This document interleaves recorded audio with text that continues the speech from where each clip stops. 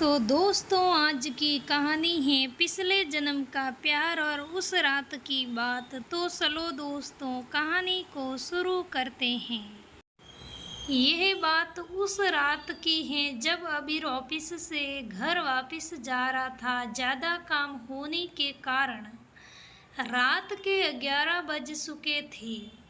आलिया अबीर की पत्नी के कॉल करने पर अबीर घर वापस जा रहा था।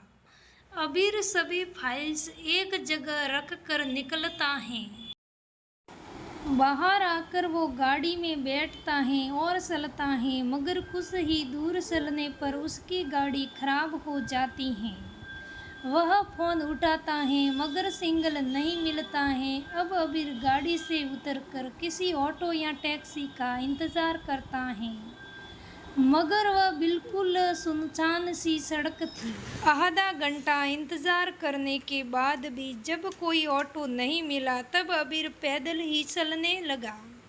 कुछ दूर चलने पर उसे सामने एक लड़की दिखाई देती है। करीब आने पर अबीर उसे ध्यान से देखता है और तुरंत पहचान जाता है। वो लड़की अबीर के साथ कॉलेज में पढ़ती थी। अबीर उससे कहता है, अबीर है, पहचाना मुझे? मैं अबीर, हम कॉलेज में साथ पढ़ते थे। रागिनी, अरे अबीर, तुम्हें कैसे भूल सकती हूँ? शांत स्वभाव में, मगर तुम यहाँ इस वक्त सवाल पूछते ही। अबीर बोला, अरे हाँ, वो घर जा रहा था मगर गाड़ी खराब हो गई, चिंता जताते हुए।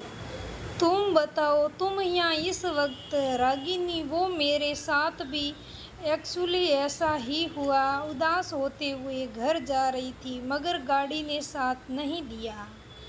इसी तरह दोनों बातों बातों में कॉलेज के दिनों में पहुंच गए।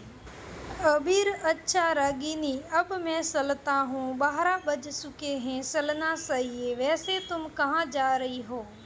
रागिनी बोली, अरे मेन बाजार से जो दाहिनी तरफ की गली, उस और ही मेरा घर है। अबीर, अरे वाह, मतलब हम तो ईस्ट एंड वेस्ट हैं। हंसते हुए रागिनी बोली, क्या मतलब? हैरानी और असमंजस की स्थिति में अबीर बोला, अरे मेरा मतलब मेन बाजार से तुम्हारा घर दाईं तरफ और मेरा घर बाईं तरफ। इसी तरह दोनों मुस्कुराते हुए साथ चलने लगते हैं। बातों बातों में अबीर रागिनी से पूछता है, तुम्हारी शादी हो गई क्या? रागिनी बोली, अरे नहीं, तो फिर किसी को चाहती हो क्या? अबीर ने कहा।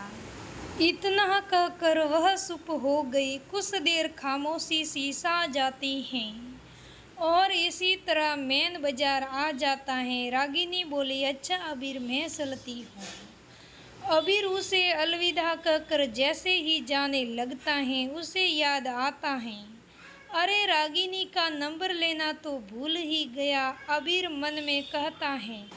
लेकिन जैसे ही अबीर पीछे मुड़ता है, वहाँ दूर दूर तक कोई नहीं था। अबीर मन में, अरे इतनी जल्दी कहाँ चली गई? अबीर वापस घर चला जाता है। घर आते ही आलिया उसे कहती है, अरे इतना वक्त कैसे लग गया? घड़ी देखते हुए बहुत ज़्यादा काम था क्या? अबीर ने कहा, अरे वो रास्ते में गाड़ी खराब हो गई थी और कोई टैक्सी भी नहीं मिली थी, तो पैदल ही आया हूँ। यह तो शुक्र है, रागिनी कहा। उसने रास्ते का पता ही नहीं चलने दिया। अपनी परिस्थिति बताते हुए आलिया से कहा। आलिया बोली, कौन? रागिनी असमंजस की स्थिति में। अबीर, अरे वही जो कॉलेज में साथ पढ़ती थी, उसकी गाड़ी भी खराब हो गई थी। आलिया बोली, अच्छा अब चलिए, हाथ मुंह धो आइए, मैं खाना लगाती हूँ। अबीर चला जाता है। कुछ समय बाद नीचे आते हैं। आलिया बहुत थक गए होंगे ना? चिंता व्यक्त करते हुए अबीर से बोली। अबीर बोला, हाँ, खाना खाते हुए। अबीर, वैसे तुम्हें पता है रागिनी का घर मेन रोड से दाईं ओर ही है? आलिया बोली, अच्छा, पर हमें तो कभी पता ही नहीं था। अबीर बोला, अरे वही तो, अगर वो नहीं बताती तो पता भी नहीं चलता। तो दोस्तों, आज के पार्ट में बस इतना ही। अगले भाग में हम देखेंगे क्या रागिनी जीवित हैं क्या फिर कोई भूत है। ये सब जानने के लिए आप बने रहे हमारे साथ और अगले पार्ट का इंतज़ार कीजिए। अगला पार्ट जल्दी से जल्दी देखने के लिए हमें कमेंट बॉक्स में ज़रूर बताना। तो धन्यवाद दोस्तों। अगर कहानी अच्छी लगे तो लाइक करना, शेयर करना, हमारे चैनल को सब्सक्राइबर करना